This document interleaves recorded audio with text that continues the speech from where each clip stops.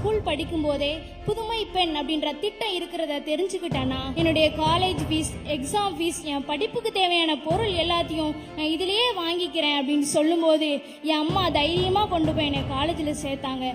கல்யாணத்துக்கு அப்புறமும் படிக்கணுன்ற ஆசை எனக்குள்ள இருந்தது. நான் நல்லா படிக்கணுன்றது என் அப்பாவோட கனவு. நான் தடைப்பட்ட அந்த கல்வியை எனக்கு திரும்பவும் கொடுத்தது இந்த புதுமை பெண் திட்டம் தான்.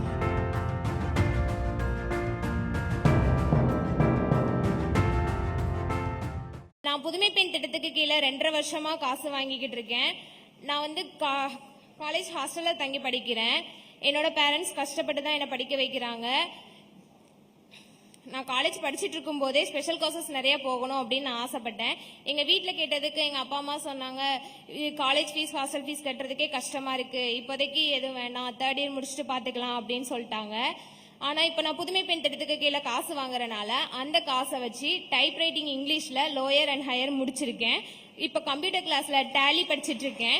இதுக்கப்புறம் நான் பைத்தான் படிக்கலாம்னு நினைச்சிருக்கேன். அது மட்டும் இல்லாம என்னோட தனிப்பட்ட செலவு எல்லாத்துக்குமே இந்த காசு ரொம்ப யூஸ்ஃபுல்லா இருக்கு.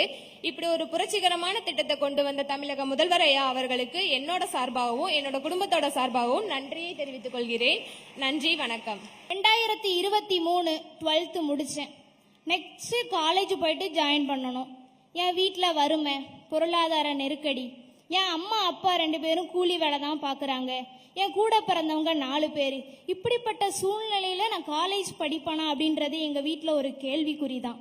ஆனால் நான் ஸ்கூல் படிக்கும் போதே புதுமை பெண் அப்படின்ற திட்டம் இருக்கிறத தெரிஞ்சுக்கிட்டேன்னா அம்மாட்ட போயிட்டு சொல்கிறேன், அம்மா கவலைப்படாதீங்க, நம்ம முதல்வர் ஐயா இப்படி ஒரு திட்டத்தை கொண்டு வந்திருக்கிறாங்க, இது மூலமாக நான் காலேஜ் படிச்சுக்கிறேன், என்னுடைய காலேஜ் ஃபீஸ், எக்ஸாம் ஃபீஸ், என் படிப்புக்கு தேவையான பொருள் எல்லாத்தையும் நான் இதிலேயே வாங்கிக்கிறேன் அப்படின்னு சொல்லும்போது என் அம்மா தைரியமாக கொண்டு போய் என்னை காலேஜில் சேர்த்தாங்க.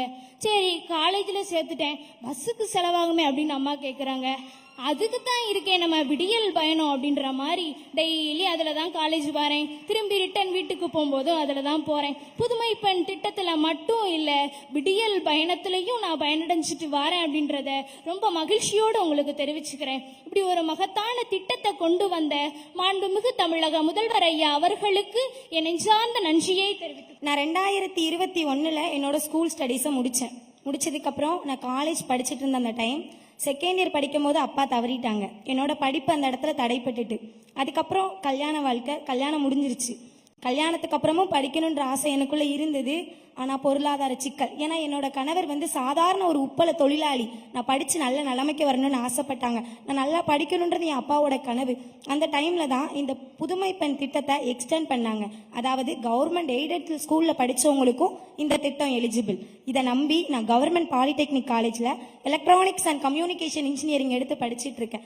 இந்த திட்டத்து மூலியமாக எனக்கு தேவையான நோட்டு புத்தகங்கள், ரெக்கார்ட் புக்ஸ், ப்ராஜெக்ட் ஐட்டம்ஸ், அது போக டெக்னிக்கல் எக்யூப்மெண்ட்ஸ் வாங்குறதுக்கு எனக்கு நல்ல ஹெல்ப்ஃபுல்லானது இந்த திட்டம் தான்.